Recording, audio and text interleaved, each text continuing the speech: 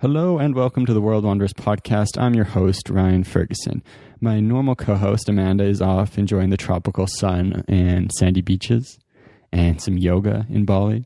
If you listened to the last episode of the podcast, you heard all about her pre-trip jitters as she was about to take off for a month to do yoga teacher training. So since she's gone, I've got some awesome interviews coming up for you guys over the next few weeks. And starting this week, I'm talking to my friend Josh Lovestone about teaching abroad. Josh and his fiance Tannis were teaching in Korea for just over a year. What started as a 2-week teaching opportunity morphed into teaching for summer, teaching for a whole year. And now after a summer back in Canada, they've got the travel bug again and are going to teach for 2 years in Macau. So me and Josh kind of dig into all the basics of teaching abroad, what it's like to find a job, what it's like dealing with parents in Korea, what it's like living in Korea, what exactly gimbap is. And we also talk about their process of finding this next job, how they settled on Macau, what it was like, going through a job search process that includes destinations all over the world. So if you're thinking about going to teach in Korea, or you're a teacher who likes to travel during the summers and hasn't really thought about making that travel a lifestyle, this podcast might change your perspective, might get you excited to go live in Asia somewhere and go traveling. So I hope you enjoy the podcast. And if you have any questions, want to know more, or have a question for Josh, maybe you can get a hold of us on theworldwanderers.com or on Facebook. Just go into Facebook and search The World Wanderers. Enjoy the show. Thanks for coming on the podcast, Josh. Thanks for having me, Ryan. So we're talking about teaching abroad and specifically your experience teaching in Korea. How did you end up going over to Korea to teach? My now fiance and I, we finished our last practicum. We were taking our education degree at UVic, and there's a posting sent out, or an email sent out to all the faculty, and saying that there's an opportunity to teach for 2 weeks in Korea. And you didn't really make a whole lot. It was like $300, but they paid for your flight, and we're like, well, someone's going to pay for our flight, and all we have to do is teach for a couple of weeks. Sign us up. So it was only like a 2-week contract. Yeah, it was crazy. Like a winter kind of program for Korean students. And they just wanted us for 2 weeks, and we made like $300 a week. And then we moved on to just traveling around a little bit.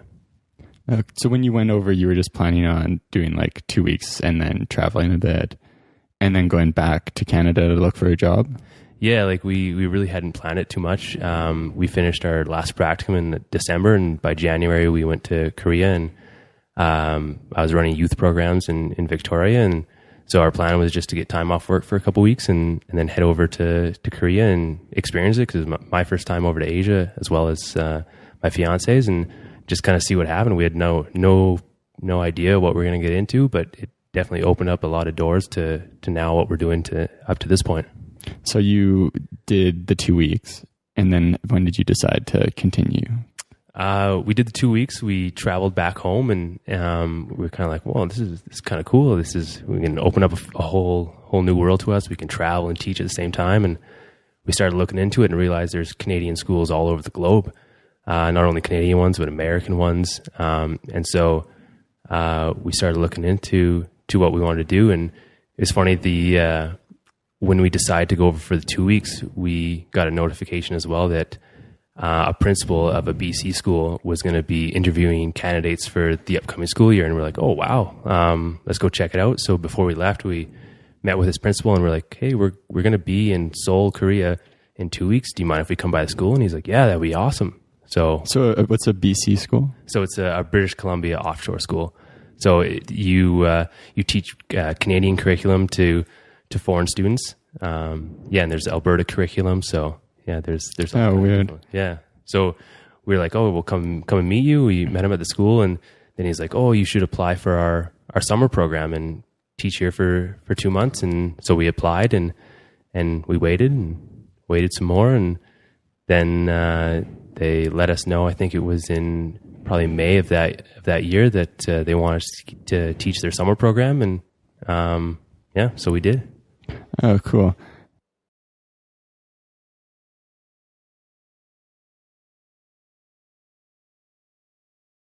A lot of them will be just based on, textbook work and stuff like that. So if you just have a degree, and I'm not saying just a degree, but if you don't have an education degree, you can totally go over there to places called hogwans and make good money and travel.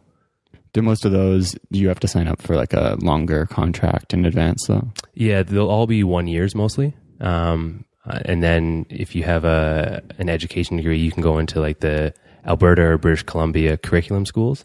Mm-hmm. Yeah.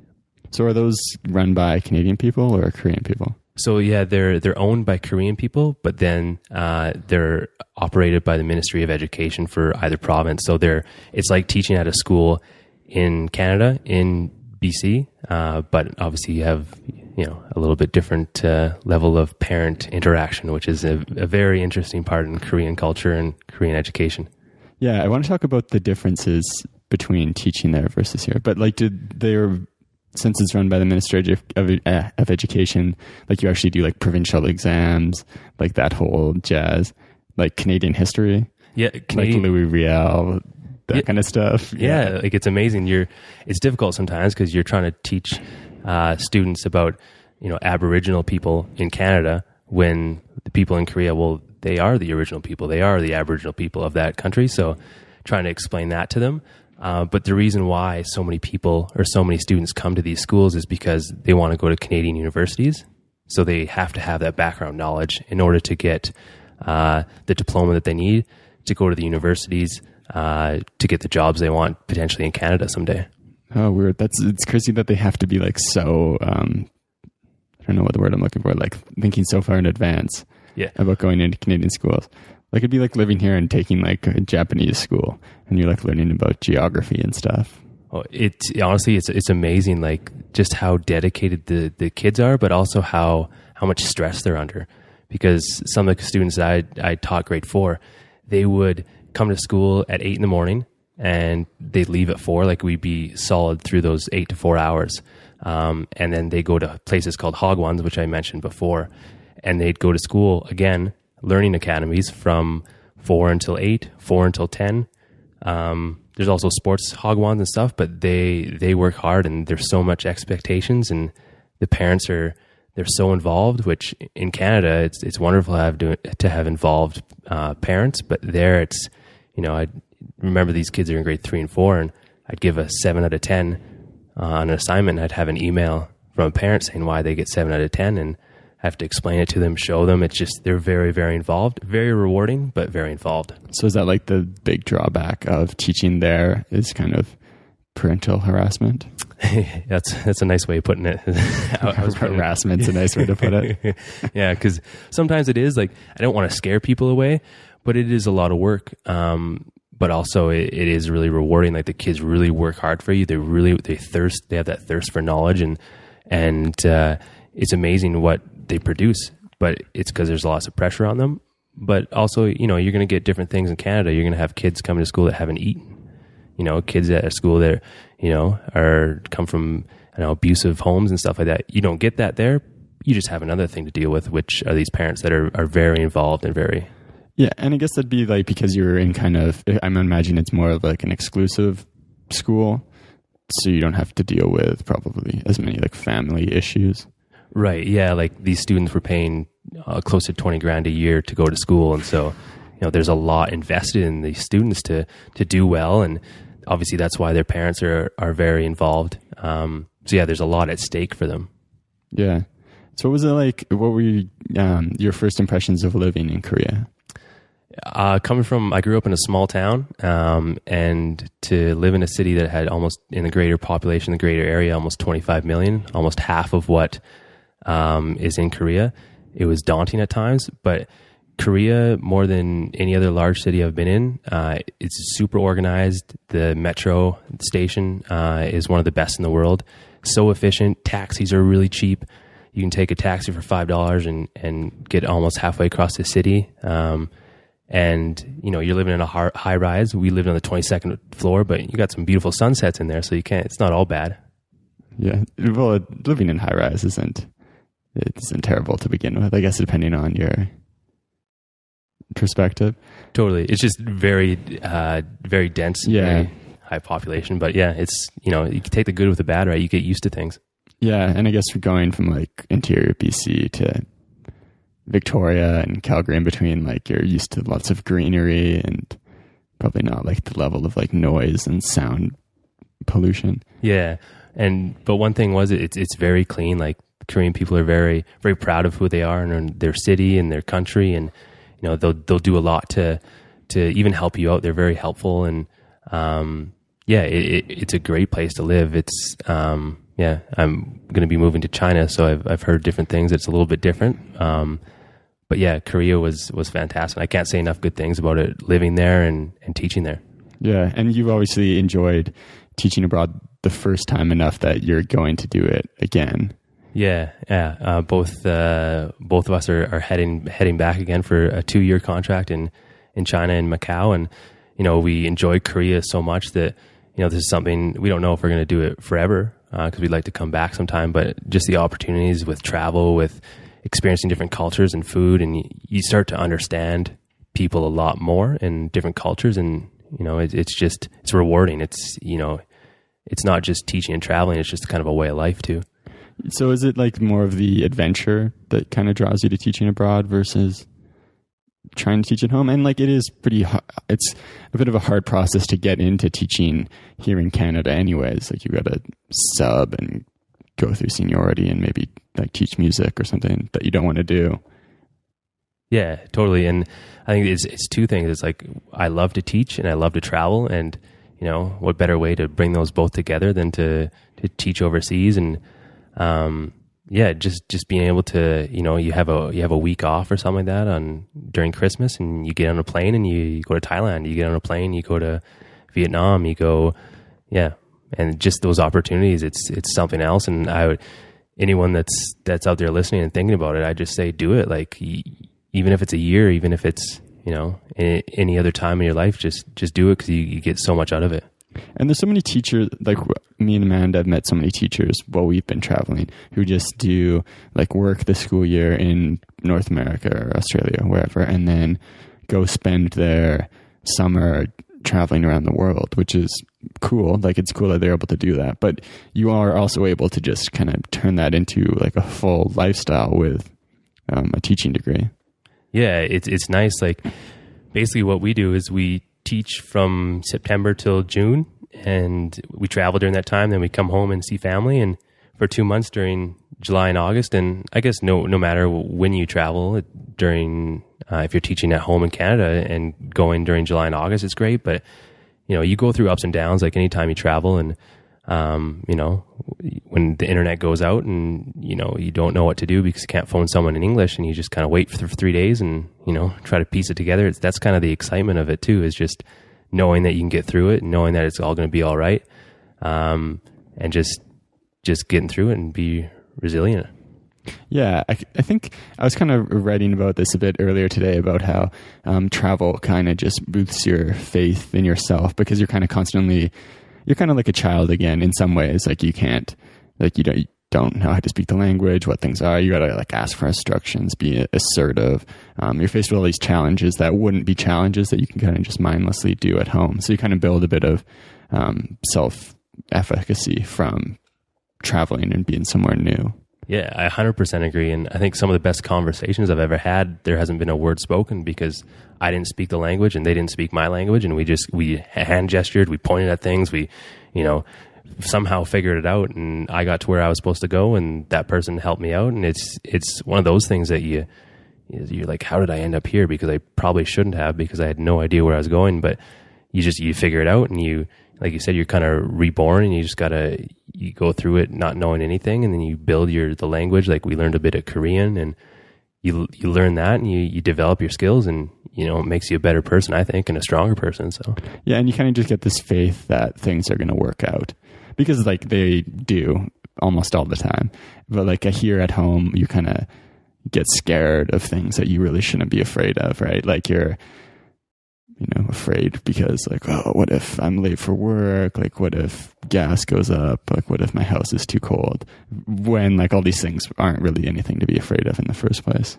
No, like it's you know, you worry, like 90% of things you worry about don't really end up happening anyway. So you just kind of roll with it, and I think that's the biggest thing I can say is that you just learn to roll with things. Like, you know, you're in a foreign country and your school might speak a lot of English, but you leave and then there's not too many people that are speaking English, but you learn to deal with it. And it's like the adversity you face and you get through it. So when you went to Korea the first time, was that your first time out of the country, or? It was my first time to Asia. So I'd been to, you know, Mexico and done a field school there and traveled the States and Canada, but I hadn't been out of North America. So. Oh, cool. And then what were you like thinking in that lead up to going for the first time? I just knew that I had to do it. Like there's, you know, everyone has been at the same point I was at that time. And anyone that's listening right now too, that, you know, I was there at one point having not gone, and everyone's been at that point, at some point, and just, you know, jumping off and trusting that it's all going to work out. And, you know, if it doesn't, you can always come back. Like, you know, it's not the end of the world, but it's better to have tried and, you know, it not worked out than, you know, living your life being like, you know, I could have done that or I would have done that, but just go for it. Just do it. Whatever it is, whether it's teaching, whether it's anything else in your life. What do you think is the thing you miss most about living in Korea? Oh, that's a good question. I'd have to start off with the food. There's something called gimbap. It's like Korean style sushi, and it's like $2. It's like this roll. It's got like seaweed, and I know it sounds weird, but seaweed and rice and, you know, all this filling and stuff like that. And it's just a thing of beauty. I must say, I've been going around to Calgary and Banff looking for it, and, you know, no Korean place will make it, but I miss the food. I also miss just being out there, I guess, vulnerable, like just, again, not having any idea at times what we were doing, or, you know, getting on a bus and being like, and figuring out where we're going, and just that aspect of it not being easy, but realizing that you can make it easy by just, you know, figuring things out for yourself. Yeah. Do you feel like it's a bit like less of a sense of fulfillment on like a day-to-day basis?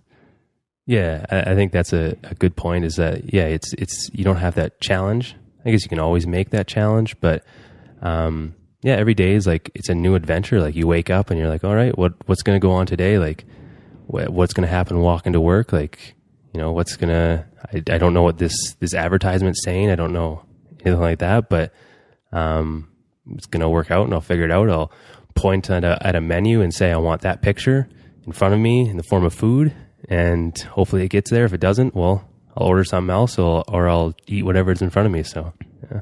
Yeah, I think I noticed that, like, when I went to like Central Europe on my last trip, there was like, just kind of felt like I was missing a bit of adventure because everything was like so easy. I just, you know, bought my train tickets online, hopped on the train took me where I needed to go. There was announcements in English, got there. Everything was like just super easy, versus South America was kind of, yeah, you did feel like more fulfilled doing just like everyday tasks.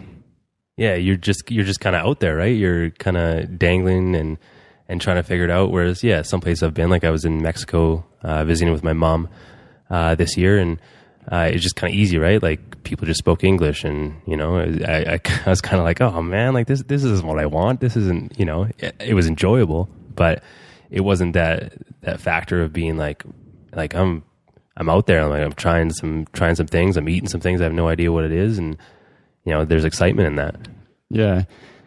Yeah, it's definitely something you notice missing. And it's weird to like, I almost feel bad thinking that like, oh, I wish this was harder. It's nice that it's easier, but like it's something that's missing a little bit. Do you think, does the experience of teaching abroad help you find a job back here in Canada eventually? Does that experience count as much as like working as a substitute teacher or something?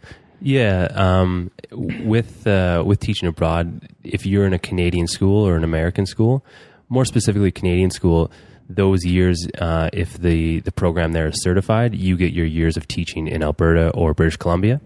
Oh, cool. So those years do count towards, and a lot of times too, that even before Tannis and I went abroad, we were talking to teachers, and this one teacher had been to Saudi Arabia, had been taught in Mexico and in Asia, and she had come back after 12 years, and, you know, the principal saw her experience and was like, I want you here. I want you to be teaching the kids that are here, because you have such a a breadth of knowledge and, a large a depth of knowledge as well. So I think it's difficult because I don't, each circumstance is different, but I'd hate for people to like pigeonhole themselves, be like, oh, like, what if it's difficult getting a job when I come back? Things always work out. If anything, I know like things always work out, and you'll find a job, you find exactly what you want.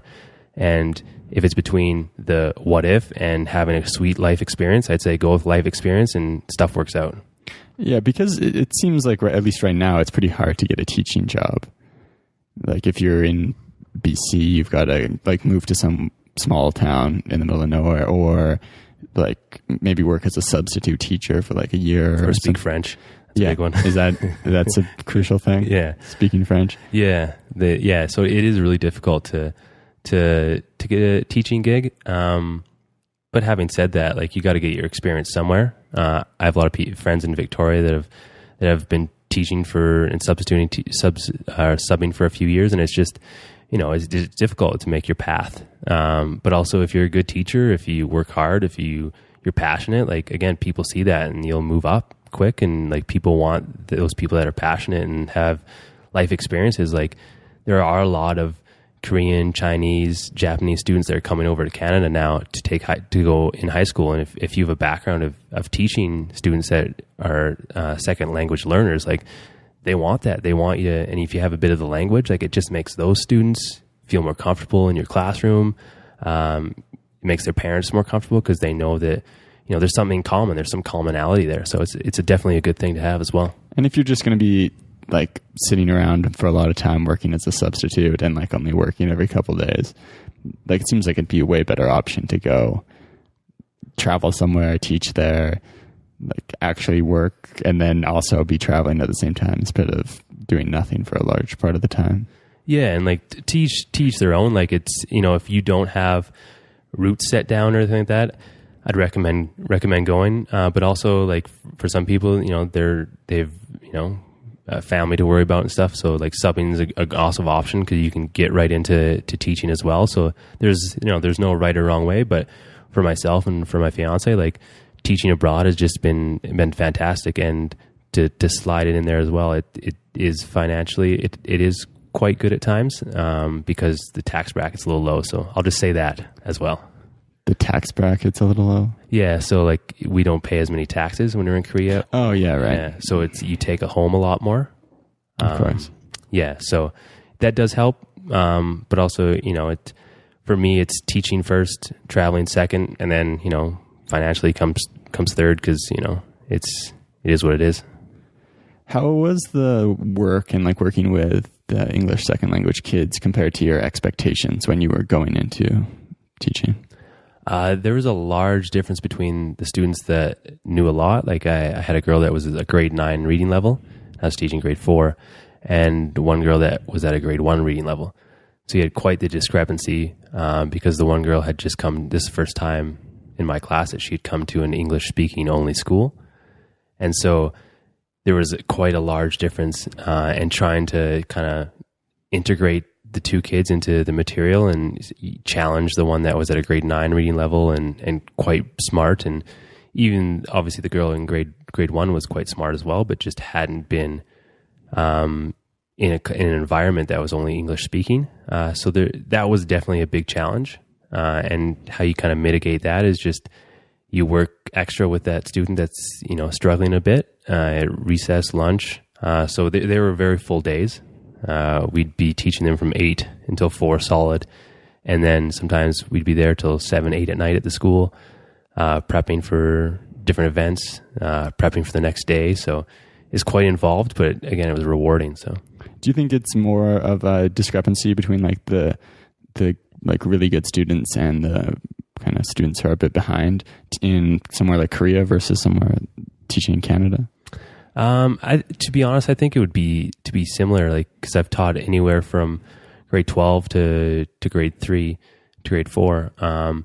And there's always that discrepancy. So regardless of where you teach, there's still going to be that divide. But with it, it challenges you as a teacher. So similar in that regard between Canada and Korea. But also just the involvement of the parents, as I mentioned before, is just, it's involved. Yeah. And when in the past, I've talked to people who did just for teaching English. They're not actually teaching, but a couple of them had like really bad stories about I guess maybe the hagwons they were working for, the schools they were working for. Did you encounter any other people who were having issues with the schools they had gotten into?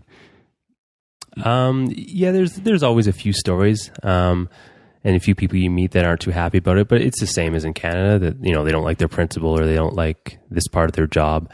But yeah, even working at a hagwon, they are long hours again. You're not going in there kind of, for 5 hours here, 5 hours there kind of thing. You're spending a lot of time, but you get to travel. So it's kind of a payoff. And if you do want extra work, you can work at places like Samsung buildings downtown, the LG building downtown. And what that is, it's businessmen that want to improve their English, because Seoul in Korea is such a large international city that they always want to improve, their ability to communicate with the foreign investors, or which, they're considered foreign investors in Canada and the States. So you can always, and they pay well, they'll pay like $40-$50 an hour to come in and have a conversation with them. That is a lot of money. Yeah. And it could be like one-on-one. It could be with 4 people. It could just be conversational. So there's big money to be had if that's what you want. There's always extra work, always. And you need a visa to work in Korea, right? Yeah, you have to apply to the consulate. There's one in Vancouver and Toronto and maybe Montreal. And then do you need to have a job lined up before you can get a visa? You can get a visa beforehand, but it's getting a little more, I guess, stringent now with making sure that you have contact with your employer. So we were there 2 years ago, so I think now you have to have it lined up. But having said that, you can go over to Korea and then do a visa run to Japan, which is what we did. We couldn't get our visa in time in Canada, so we went over to Korea, and our employer paid for us to go to Japan and get our visa in Fukuoka, and that's the closest Korean consulate. So we just popped over there and got and cheap flights, a couple $100, and then you make a vacation out of it, and you get your visa, and you're good to go. So you can go over there and then get your visa. So it's not actually that difficult to get. Is it a separate, like a working visa versus normal visa? No, it's just a working visa. Yeah. So it's most people over there do have a working visa for teaching English. So, but it's easy. You can go over to another country, and close one is Japan to get your visa, and then you head back over and you're fine. So you can leave here, book a flight, find a job, and I don't recommend that necessarily unless you know a few people over there that can help line up jobs or hook up, but you can do that as well. Okay. And then for your job that you just got in Macau, the contract you have there, did you look into the school and do a bunch of research on it? Like, I'm getting like, should people, like, if they're thinking about doing this, like, be doing a lot of research about the school and trying to find one that, like, is good versus, like, worrying about a place that they maybe don't want to be? Yeah, I would recommend to research as much as possible. And 2 really good websites. One is called Search Associates, and it's an American site that you pay a fee, $200, and it connects you with all these different schools. If you do have a teaching degree, there are other opportunities on that website for if you have not an education degree, but a different degree, and it connects you with a whole bunch of different schools all around the world. They'll have job fairs, places like San Francisco, in Bangkok, in the Middle East. So where you go and all these schools come and they're recruiting you and they want you to go to their school. Another one is called Teachaway. It's a Canadian company, and same kind of deal. They hook you up with a bunch of different jobs and potential leads for teaching.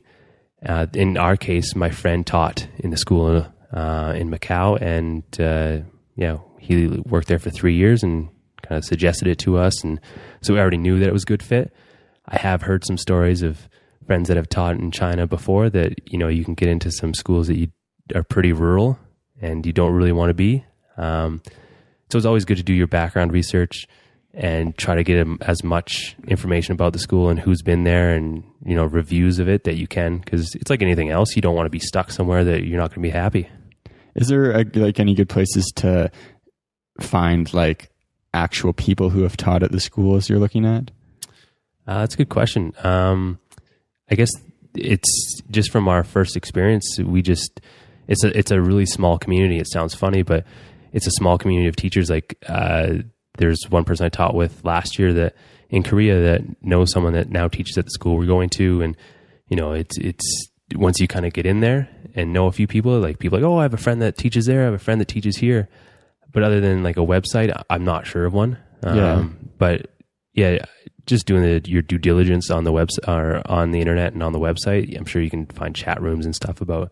Actually, I did. There was a school that we were looking at in Saudi Arabia, and I kind of did some background research on it and kind of looking into what was going on. There's some pretty bad reviews. So there are reviews at the school that most times, if you kind of Google it and look at it that way, you can find like people's blogs or stuff like that. Yeah. So if you spend an hour or so, you can figure out if it's, and keep in mind that, people have their opinions, good and bad. Yeah. And you never really know. Yeah. And some people give bad reviews for things other people would think are good things and vice versa. Yeah, absolutely. Are programs like the 2-week thing you did in Korea to start out with, are those common, or is that kind of just a lucky situation? I think it was just a lucky situation because I haven't heard anything since. We've been kind of looking for stuff like that because, go for 2 weeks, they pay for your flight and you make a few bucks. Like, yeah, that's pretty awesome. Sign me up.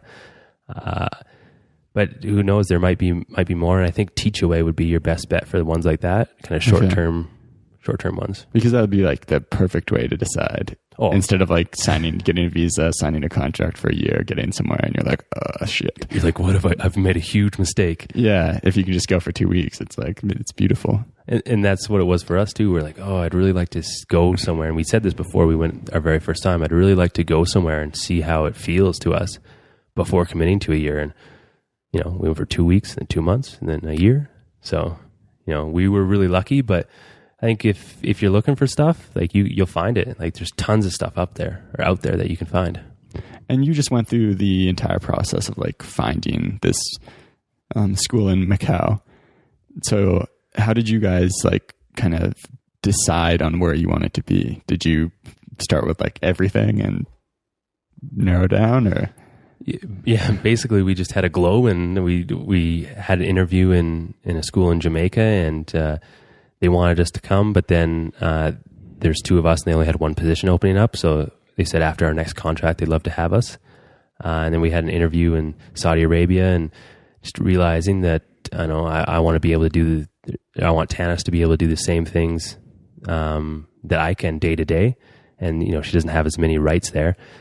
And having a friend talk so highly about Macau, it seemed like a no-brainer to do that. And from there, we might do this for the next 10 years. We might do it after these 2 years, come back. Like, I have no idea. And I kind of like that just take it year by year or 2 years by 2 years now and see what happens. So did you actually do the interview with a school in Saudi Arabia? Yeah, it was a Skype interview. And so we just we talked to them, and they more or less offered us the job. And, the next day we got an offer from the school that we're going to now. And we said, sorry, but this is where we want to be. Saudi Arabia seems like it'd be a crazy place to live.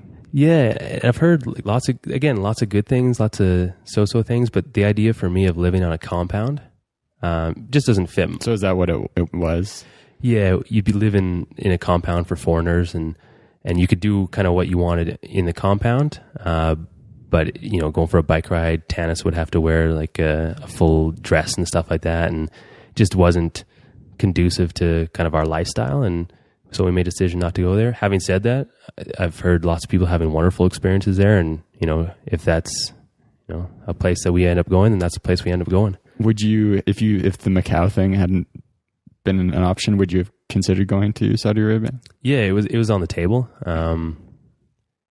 I think we would have had to have a few more conversations before signing on the dotted line, but definitely could have been something we would have done. But having said that, I'm glad we're going where we're going.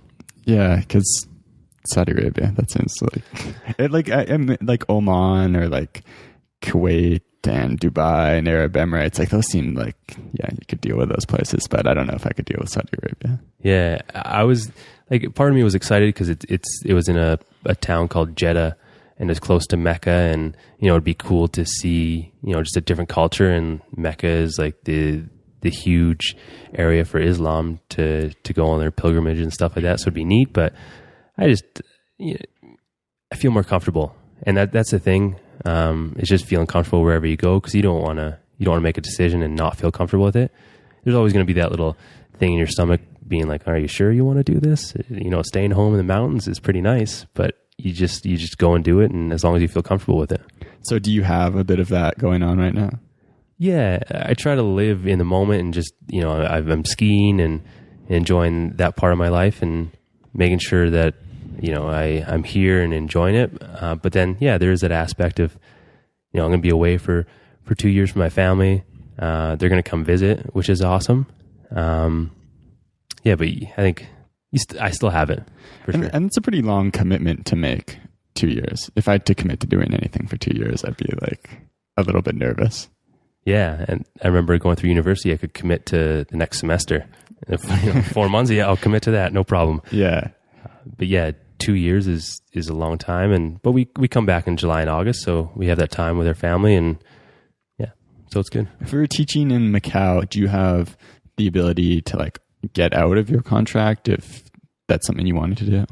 Yeah, you can always leave in theory, but that kind of follows you, because like I said, it is a small teaching community. Mm-hmm. Like obviously it's around the world, but someone's always been at that school, or there's people over there have been teaching at different schools every 2 years for 15 years, and so they get to know a lot of people, and word kind of goes around. So yeah, you can always get out of it, and it's not the end of the world. And I think the biggest thing is your happiness. If you're not happy doing it, then find something you will be happy doing. But yeah, you can always get out, but it's not recommended, but you can. What do you think it is for you, the difference between actually like getting to live somewhere and work there versus like if you were teaching here and then traveling like 2-3 months every year in the summer? I think the biggest thing is that you're putting kind of all your chips in a basket overseas. Like you're living there, you're setting up your home. Like you're setting up how you want to live for the next 2 years. You're buying, things for your home. Like this is it. This is where you're living. And, when you're traveling, it's kind of like, you still have the stresses when you're over there teaching and stuff like that. You're worried about certain things, or you're making sure things are ready, for your students. And then when you're traveling, you can just kind of, you're relaxed. You can more hang out, but it's all about, you can do the same thing when you're teaching too. You can be calm and relaxed, but it's just, everything's over there. There's no kind of going on a leisurely vacation in the middle of school. You're there to live and there to work, and on your downtime, on your time off, you can go travel. So yeah, there's not that like opt out constantly. Like when you're traveling, you're like, yeah, if anything ever gets boring, I'll just change cities, or maybe go home. Versus living there, you're kind of committed. Did you ever feel when you were in Korea that like urge to like pull the parachute a little bit? Yeah, yes and no. Like that's the thing, you do get homesick. Like any other time when you travel, you get homesick, but it's just a matter, it's nice having someone else there. For myself, if I was doing it on my own, I think it'd be more difficult, but it's just nice having someone else there that, I'm kind of feeling homesick, and, someone to talk to about it. So there is that aspect of it that doesn't go away. It's just like traveling too, you get homesick, but, yeah, it's, you go through ups and downs like anything in life. Even if you're home, I'm going to go through an up and down. You're going to go through an up and down. It's just, you're looking outside and you're seeing Korean alphabet characters or Chinese characters, and you're like, oh boy.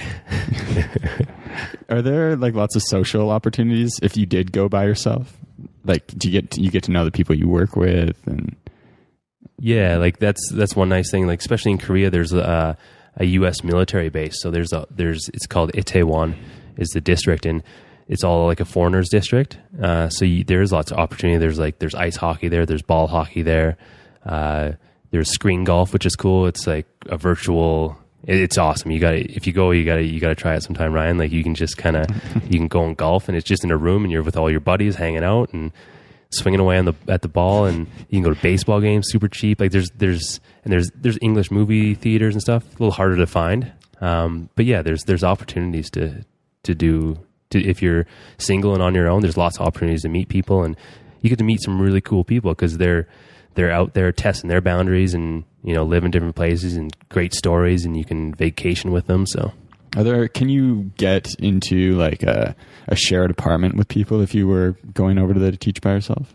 Yeah, definitely. Like you can talk to the school and ask them if there's anyone else that, to lower the cost. Cause a lot of the times with contracts, they'll pay for your housing, which is nice. It's a big expense. So basically you're not paying rent anywhere.